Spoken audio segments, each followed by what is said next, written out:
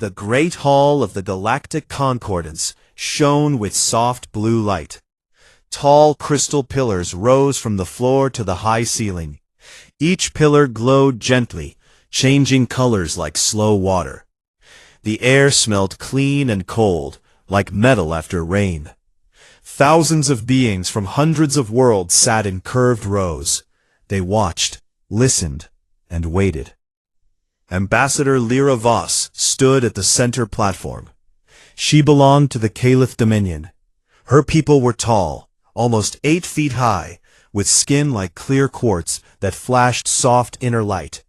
Thin, sharp blades grew naturally along their forearms. These were not weapons added later. They were part of them, polished and deadly. Lyra's blades caught the light as she moved. Her eyes, narrow and bright violet, looked down at everyone else. Today the Concordance discussed the Hyperion Nebula. Deep inside that cloud of gas and dust lay rare crystals. Those crystals powered the fastest ships in known space. Many species wanted them. The Caliph wanted them most. They already controlled 3 big mining zones nearby. Now they wanted the last untouched pocket.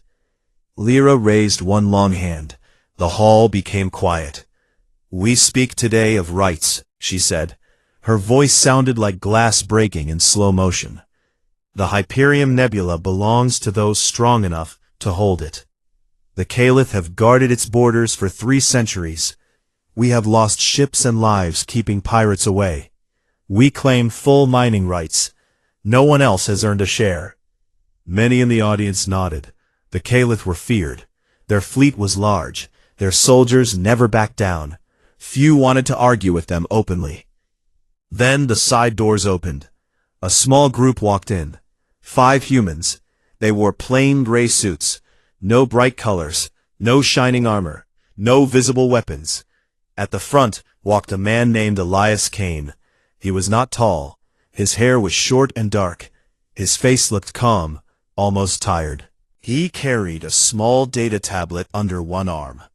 Nothing more. Heads turned. A few aliens whispered. Humans were new to the Concordance. Their world had joined only 30 years earlier. Most older species still saw them as strange newcomers, small, soft, weak, interesting to watch, but not important. Lyra looked at Elias. Her lips curved into something that was not quite a smile. "So the humans send their representative," she said. The word representative came out slow and sharp, like she found it amusing. Elias stepped forward to the speaker's circle. He stood straight. His voice was quiet, but clear. "Good day to the Concordance," he said. "My name is Elias Kane. I speak for the United Systems of Earth.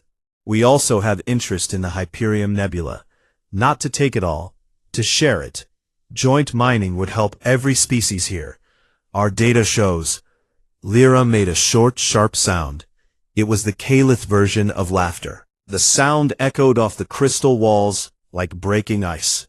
"Share?" she repeated. "You speak of sharing as if you have something to give. What do humans offer? Small ships? Weak engines? Your people still use chemical rockets in some places. You only reached the stars yesterday." More laughter came from the Caliph's seats. A few other species joined in quietly. Elias did not move. He waited until the sound died down. "We offer fair terms," he said. "Equal split of the crystals, shared security, open research. Our engineers have new methods to pull crystals without damaging the nebula cloud. That protects the area for everyone." Lyra stepped closer. She towered over him. Her shadow covered him completely. "Protect?" she said. "Humans talk of protection, while your colonies still fight over water and air. You are young. You are small. You are fragile." She turned to the audience. "Let me show you how fragile." She pressed a control on her wristband. A large hologram appeared above the center platform. It showed old footage, grainy images from 30 years ago. A small human colony ship trying to land on a storm world. Lightning struck. The ship broke apart. People ran in panic. Many did not escape. The hologram froze on a single image. A human child crying beside broken metal. Lyra looked straight at Elias. "This is your strength?" she asked. "This is what you bring to our table?" The hall stayed quiet now. No one laughed, but no one spoke for Elias either. Elias looked up at the frozen image. Then he looked at Lyra. "That was a long time ago," he said. "We learned from it. We built better ships, stronger shields. We do not forget our losses. We use them." Lyra waved her hand. The hologram vanished. "You use words," she said. "Words do not mine crystals. Words do not stop raiders. Power does. The Caliph have power. You do not." She turned to the council chairs, 7 tall beings from the oldest species. "I move that the Concordance grant the Caliph full rights to the Hyperion Nebula. Let the record show that no serious challenge came from the human delegation." A low murmur moved through the hall. One of the council members, an old insectoid named Tharvek, clicked his mandibles. "Does the human envoy have more to say?" he asked. Elias stepped forward again. "I do," he said. "We do not accept this claim. We ask for a vote. Full vote. Every member species." Lyra laughed again, this time louder. "A vote?" she said. "Very well, let us vote, and let everyone see how many stand with the humans." She raised her hand. "All in favor of Caliph control, raise your markers."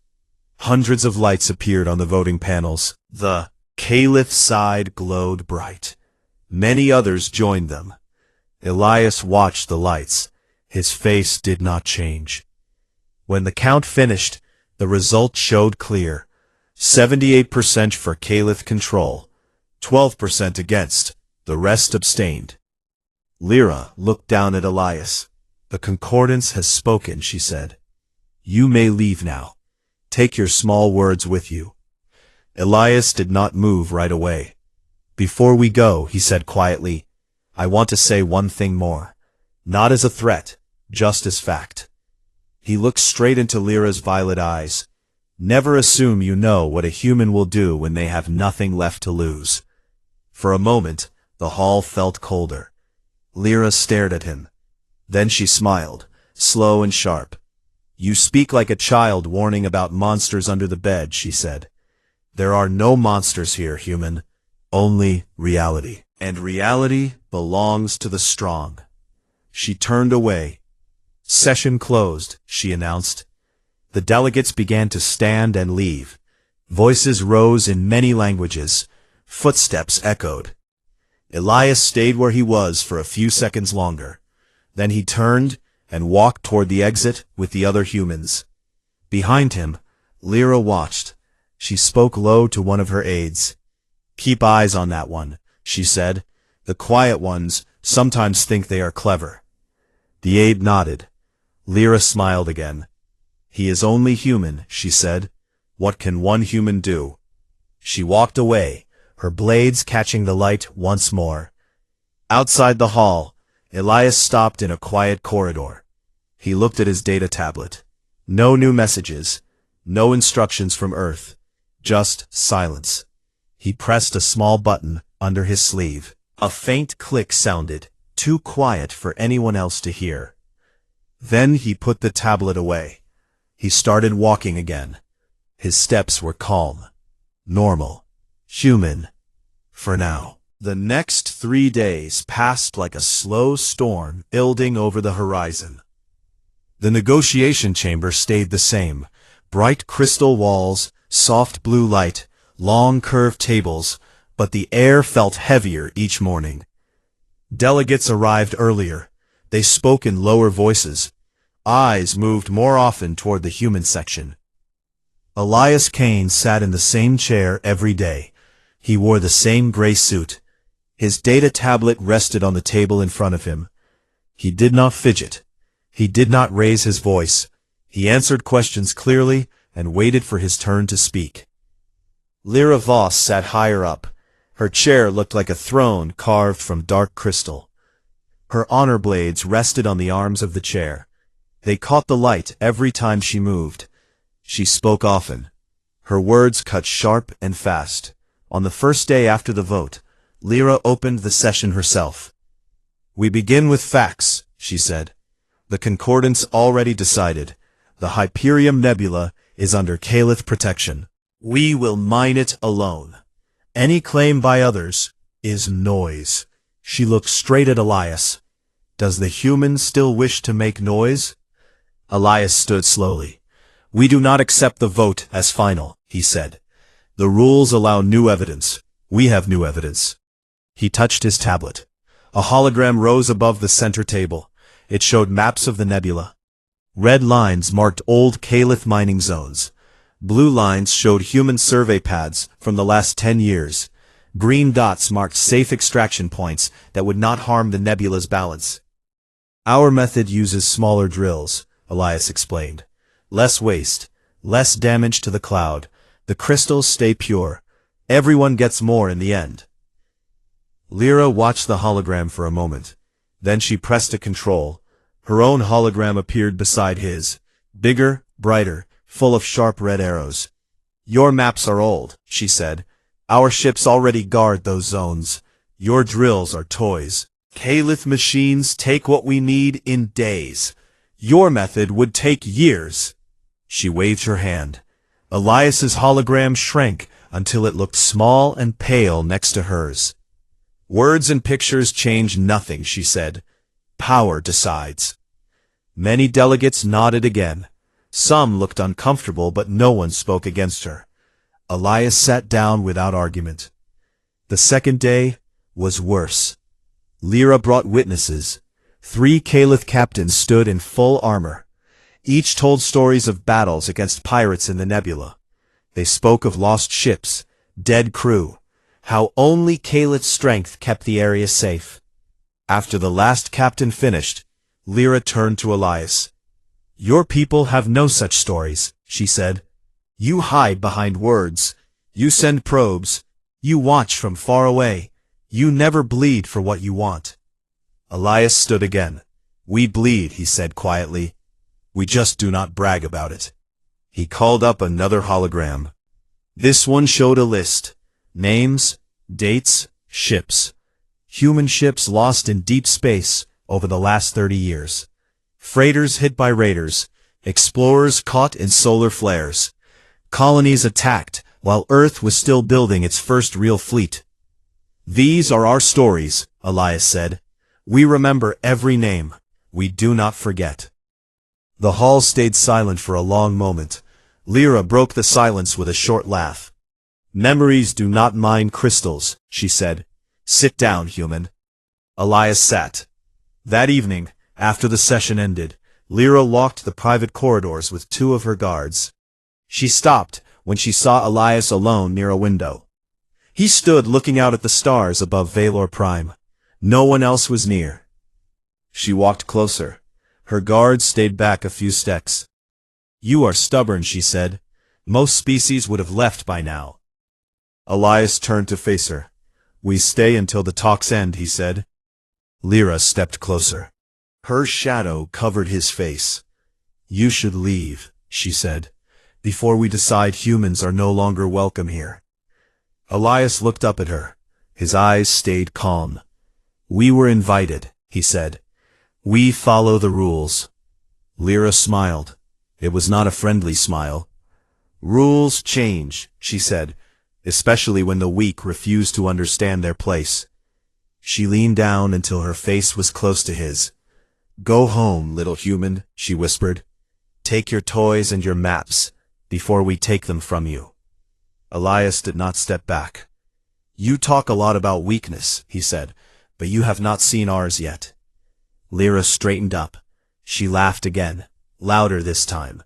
"I have seen enough," she said. "You are soft. You break easy, like glass." She turned and walked away. Her guards followed. Elias watched her go. Then he looked back at the stars. He touched the small spot under his left sleeve again. Another faint click. No one heard it. The third day came. Lyra entered the chamber last. She carried no tablet, no hologram controls. She stood in the center and spoke to the whole room. Today we finish this, she said. The Caliph offer one last term. The humans may keep their current mining claims outside the nebula. Nothing more. No share inside. No future talks. Accept this, or we end all trade with your systems. Murmurs spread through the hall. One delegate from a small trade world stood up. That is too harsh, he said. Humans are part of the concordance now. Lyra turned to him. Then let them prove it, she said. Let them accept reality. She looked at Elias. Well, she asked, do you accept? Elias stood. No, he said. Lyra nodded, as if she expected the answer. Then you force our hand, she said. She pressed a button on her wrist. Outside the chamber windows, the sky changed.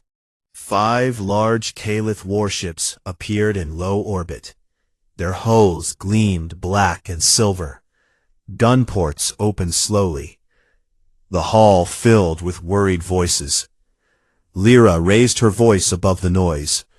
These ships are here to protect our rights, she said. If the humans refuse peace, we will take what is ours by force. She looked straight at Elias. This is your last chance, she said. Agree now, or watch your delegation leave in pieces. Elias did not answer right away. He looked at the warships outside. Then he looked at Lyra. You think this scares us, he said. You think we will run. Lyra smiled. I think you will break, she said, like everything else that stands against us. She turned to the council. I call for immediate closure, she said. Human claims rejected. Caliph rights confirmed. All opposition silenced. The council members looked at each other. Some hesitated, but most raised their markers. Green lights appeared again. The vote passed. Lyra looked back at Elias. Leave, she said. Now. Elias stood still for a moment. Then he spoke. His voice stayed quiet, but every word carried clear across the chamber. You have made your choice, he said. We will remember it. He turned and walked toward the exit. The other humans followed him. Behind them, Lyra watched with satisfaction. He talks big for something so small, she said to her aide. The aide nodded. He is only human, the aide replied. Lyra smiled. Yes, she said. Only human. She looked out at her warships. Prepare the next step, she ordered. If they resist even a little, remove them. The aide bowed and left. Lyra stayed by the window a moment longer. She watched the human delegation disappear down the corridor. She felt no worry. Why would she? They were only human. Night fell over Valor Prime.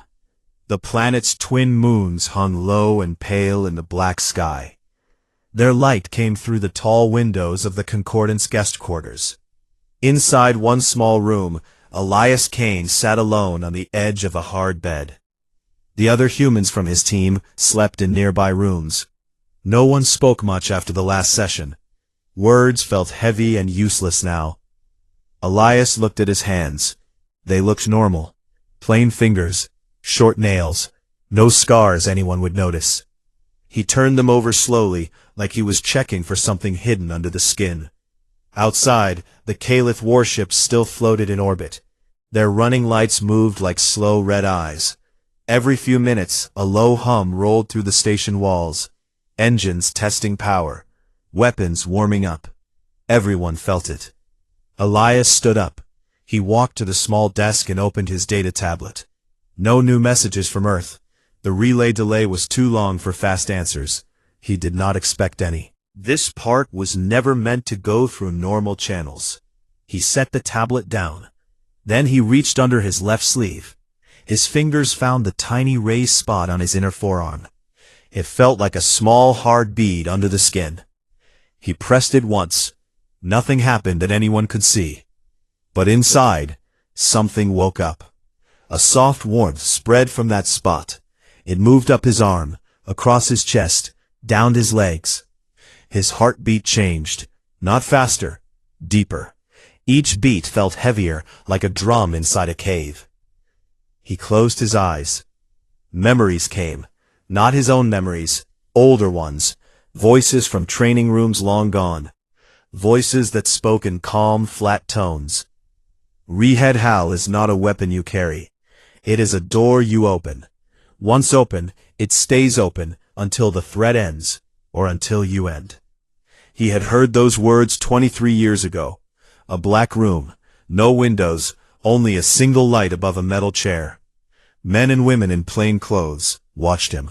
They explained what would happen if he ever said the words.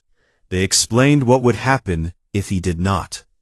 He had signed the paper with a steady hand. Now the warmth reached his brain. Colors sharpened. Sounds grew clear. The hum of the station air system sounded like wind through trees. The heartbeat of the man sleeping in the next room came through the wall like soft footsteps. Elias could smell the faint metal scent of Calith blades, even from here. He opened his eyes.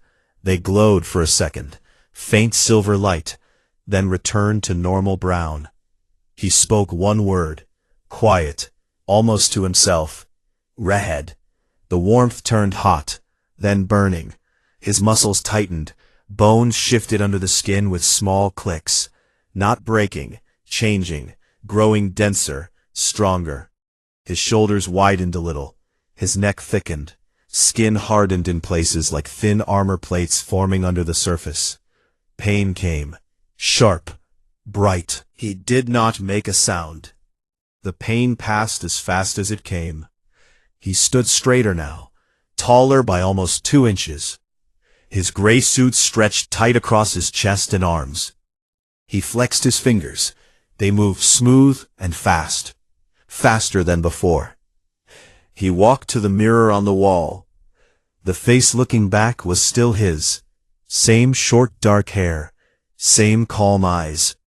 But something lived behind those eyes now. Something old. Something hungry. He spoke again, louder this time, clear. Hal. The change finished. His mind opened wide. Links formed. Not to machines, not to ships, to something deeper, something built into the oldest human survival programs. Rehed Hal, humanity's last line, born in wars no one talked about anymore. Sealed away because it scared even the people who made it. Now, it was awake. Elias, no, not just Elias anymore, turned toward the door. He could hear voices in the corridor outside. Calith guards, 2 of them, walking slow, laughing about something in their glass-breaking language. He listened. The small one thinks he can talk back. Tomorrow we drag them out by their soft necks. The other laughed. Fragile things.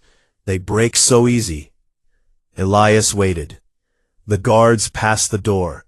He stepped out into the corridor. The lights were low for night cycle. Shadows stretched long. The 2 Caliths stopped when they saw him. They turned. Their blades slid out a few inches on instinct. You should be in your room, the first one said. Elias looked at them. His voice stayed quiet, but it carried a new weight. Layers under the words, like many voices speaking at once. I am exactly where I need to be. The guards looked at each other, then back at him. One laughed. Go back inside, human, before we make you. Elias took 1 step forward. The guards moved fast, blades fully out now. Sharp edges gleamed. They lunged. Elias moved faster. He stepped to the side. One hand caught the first guard's wrist, twisted. Bones snapped like dry wood. The blade clattered to the floor. The guard screamed. The second guard swung. Elias ducked under the swing. His elbow came up hard into the guard's throat. Cartilage crushed.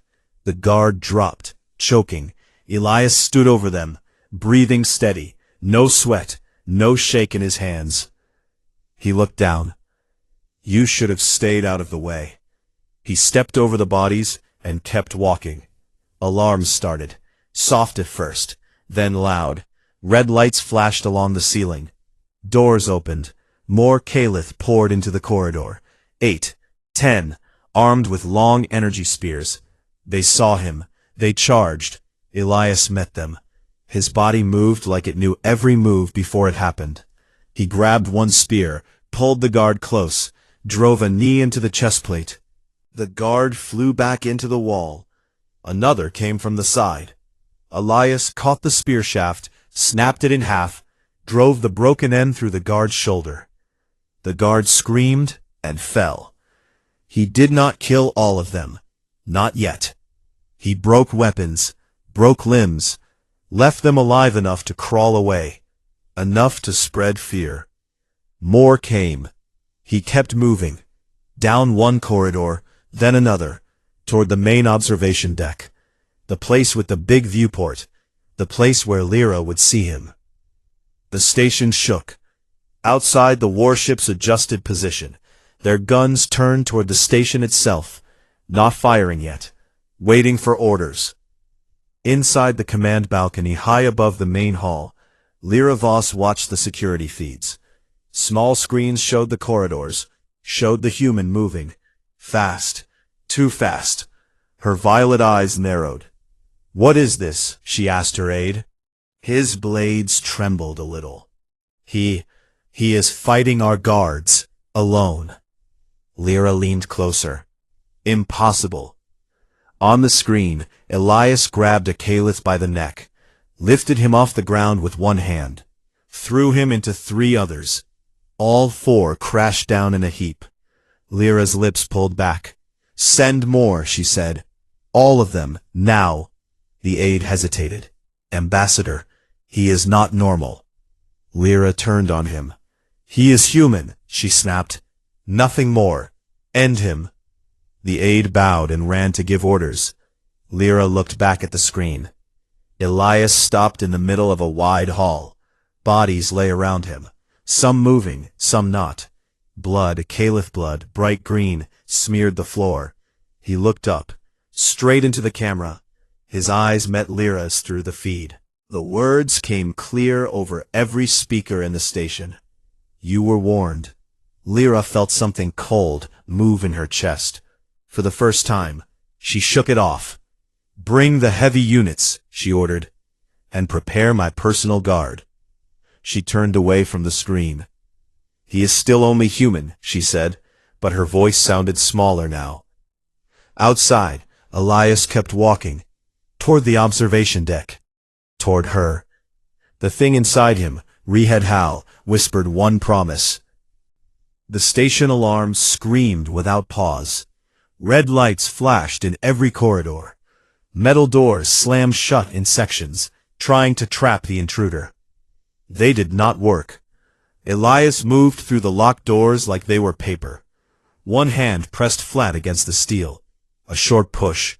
The metal bent inward with a groan, then tore free from its frame. He stepped through the hole.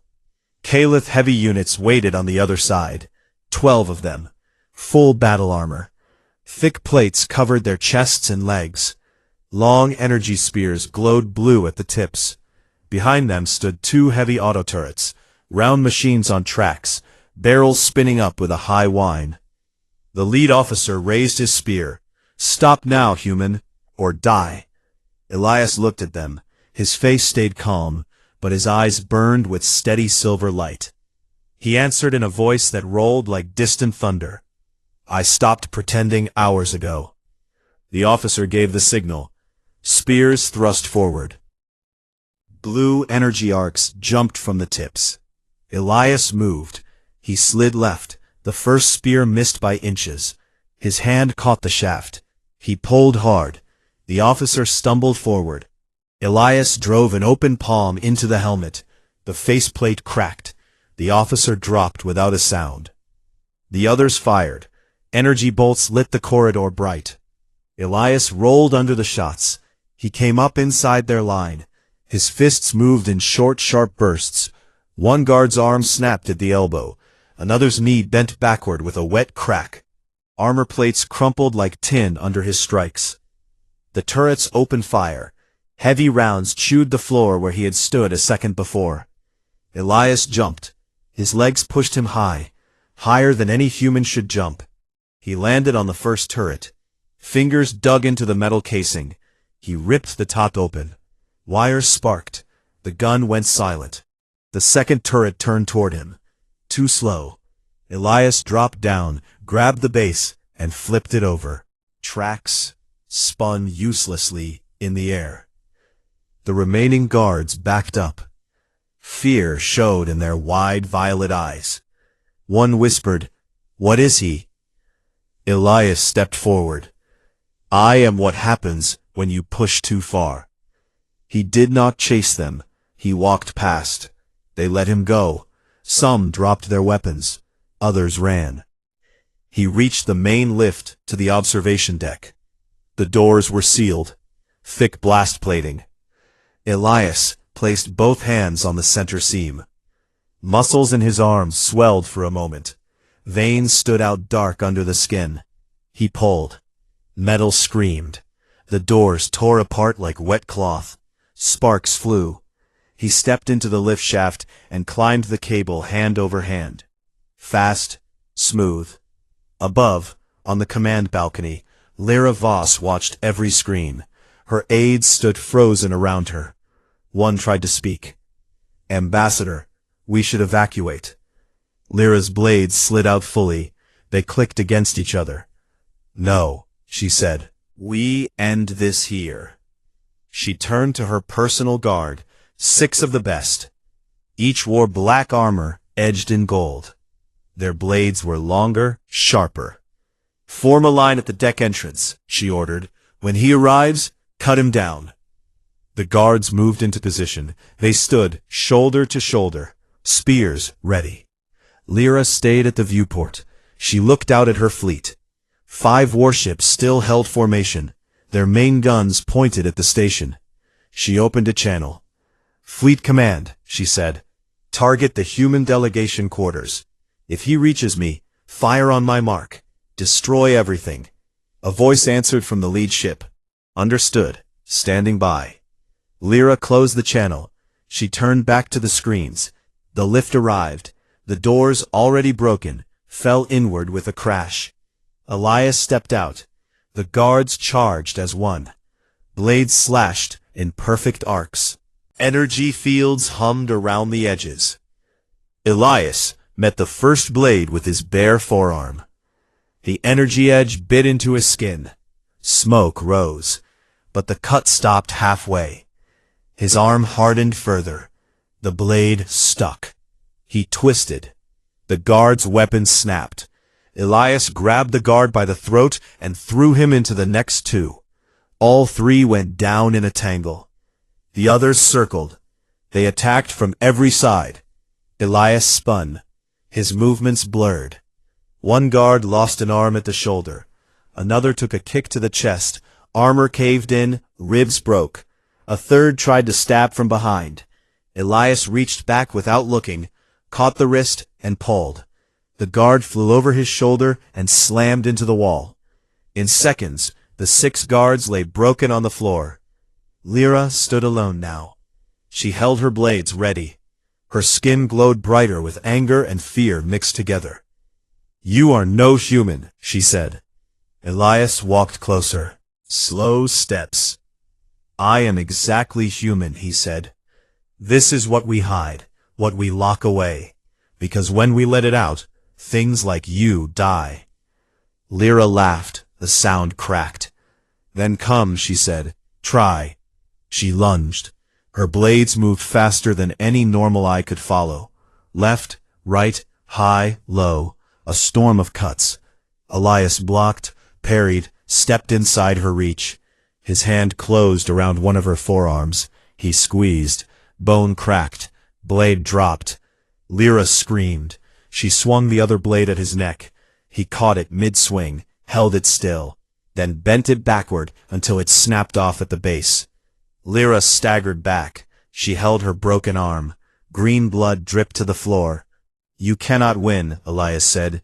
"You never could." Lyra looked at him. Her violet eyes shook. "What are you?" she whispered. Elias stepped closer. The last thing you see when you think humans are weak. He reached out. His hand closed around her throat, not tight enough to kill, just enough to hold. Lyra struggled. Her good arm clawed at his wrist. No use.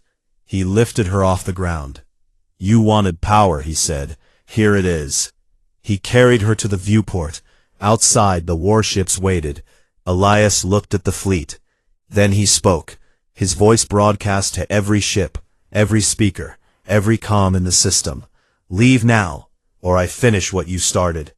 On the lead ship, the captain stared at the screen. He saw the small human holding their ambassador like a doll. He gave the order. Full retreat, all ships, now. Engines flared. The warships turned. They pulled away from the station fast. Lyra watched them go. Her face went pale. Elias set her down. She fell to her knees. He looked down at her. Because killing you changes nothing. But remember this. Remember what happens when you dismiss us again. He turned away. The silver light in his eyes began to fade. His shoulders dropped. Muscles shrank back. Skin softened. The armor plates under his flesh smoothed away. He became smaller again. Normal height. Normal build. Just Elias Kane. He walked to the broken doors. Behind him, Lyra stayed on her knees. She stared at the empty space where he had stood. She whispered one word. Human. But the word tasted different now. Outside, the station grew quiet. Alarms stopped. Red lights turned off. Elias kept walking. His steps were slow again. Tired. Human. The thing inside him, Rehed Hal, slipped back into sleep. For now. The station felt different now. Quiet. Too quiet. The alarms had stopped. The red lights no longer flashed. Emergency crews moved carefully through the corridors, stepping over broken armor and spilled green blood. They did not look at the small man walking past them. They kept their eyes down. They spoke in whispers. Elias Kane moved slowly. Each step felt heavy. His body hurt in places he could not name. The silver light in his eyes had gone out completely. His shoulders slumped. His gray suit hung loose again, torn in places, stained with blood that was not his. He looked like any tired human after a long day.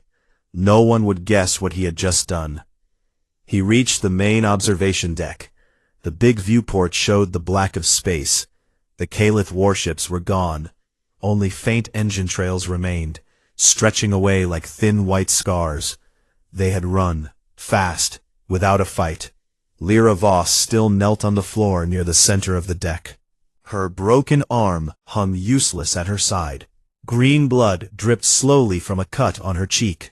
Her once bright skin looked dull. Her violet eyes stared at nothing. Two Calith medics stood near her. They did not touch her yet. They waited. They knew better than to move without permission. Elias stopped a few steps away. Lyra looked up at him. For a long moment, neither spoke. Then she whispered, "You could have killed me." Elias nodded once. "I could have." "Why didn't you?" "Because dead ambassadors start wars," he said. "Living ones remember." Lyra laughed. It was a small, broken sound. No glass breaking this time. Just air escaping. "You think I will forget?" she asked. "I think you will never forget," Elias answered. He looked around the deck. Broken chairs, shattered screens, bodies of her guards still lay where they fell. Others did not move. "The Concordance Council wants to speak," he said. "They called an emergency session. They want answers." Lyra tried to stand. Her legs shook. One medic stepped forward to help. She waved him away with her good hand. "I will stand on my own," she said. She rose slowly, tall, still tall, but smaller somehow. Elias watched her. The council will decide what happens next, he said. To you, to your people, to the nebula. Lyra looked out the viewport, at the empty space where her fleet had been. They ran, she said, quiet, almost to herself. My ships ran from one man. Elias did not answer right away. Not from one man, he said finally, from what one man can become. Lyra turned back to him. What are you? She asked again. The same question, different tone this time. Not angry, not mocking, curious, afraid. Elias looked straight into her eyes. Human, he said. We carry things inside us. Things we do not like to use. Things we hide even from ourselves. But when someone pushes hard enough, those things wake up. He paused. Rehed Hal is one of them. It has a name because we needed to warn ourselves. We needed to remember what it costs. Lyra's good hand clenched. How many of you have this? Elias shook his head. Not many. Very few. Only the ones who volunteer. Only the ones who understand they might never come back the same. He looked down at his hands. They trembled a little now. The change was fading fast. Pain crept in. It sleeps again soon, he said, and I go back to being me. Lyra stared at him. You are tired, she said. Yes. You are hurt. Yes. She took one step closer. I thought humans were weak, she said. I thought you were nothing. Elias met her gaze. We let you think that, he said. It lets us live among you without fear. But peace only lasts as long as no one forces our hand. Lyra looked away, toward the broken deck, toward her fallen guards. I forced it, she said. Yes. She closed her eyes for a moment. The council will punish me, she said. They will take my rank, my command, maybe more. Elias nodded. They will. She opened her eyes again. And the nebula? Joint control, Elias said. That was always our offer. Nothing more, nothing less. Lyra gave a small, bitter smile. You win. No, Elias said. No one wins today. He turned toward the exit. Where are you going? Lyra asked. To the council chamber, he said. To speak for my people. To make sure this ends here. He stopped at the broken doors. One last thing, he said without turning. Lyra waited. If anyone ever asks you what humans are, he said, tell them the truth. Tell them we are kind until we are not. Tell them we forgive many things, but we do not forgive being dismissed. He walked out. Lyra watched him go. The medics moved in now. They helped her sit. They started to treat her wounds. She did not speak again for a long time. Hours later, the emergency session began. The Great Hall looked different under bright emergency lights. Fewer delegates attended. Many had left the station already. Fear traveled fast. The 7 council members sat in their high seats. Their faces were serious. Elias stood in the center circle, alone. No team, no tablet, just him. Lyra stood on the side. Chains of light linked her wrists. She wore no armor now, only a simple robe. Her broken arm rested in a sling. The old insectoid Darvek spoke first. Ambassador Kane, he said, explain what happened. Elias spoke clearly. Simple words. They brought warships. They attacked my people. I defended them. Murmurs moved through the room. You fought alone, Tharvek said, against many, and won. Yes. How? Elias looked at Lyra for a moment, then back at the council. I use something humans keep hidden, he said. A last defense, called Rehed Hal. It is not used lightly. It was used today, because we had no choice. The council members looked at each other. One of them, a tall, feathered being, asked, Will it happen again? Elias shook his head. Not if we do not push each other to that point. Tharvek turned to Lyra. Ambassador Voss, your actions started this. Lyra lifted her head. I accept responsibility, she said. I underestimated them, I paid the price. The council voted quickly. The Hyperion Nebula would be shared. Equal rights, joint protection, no single claim. Lyra lost her rank. She would return to her homeworld in disgrace. No more titles, no more power. She accepted the judgment without argument. When the session ended, delegates left quietly. Elias stayed behind. Lyra walked past him on her way out.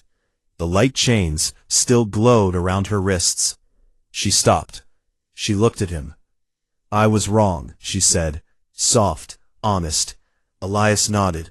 I know. She hesitated. Will your people forgive? Elias thought for a moment. In time, he said. We forgive, but we remember. Lyra nodded slowly. She walked away. Elias watched her go. Then he turned toward the exit. Outside the hall, his team waited. They looked at him with quiet respect. No questions, no words needed.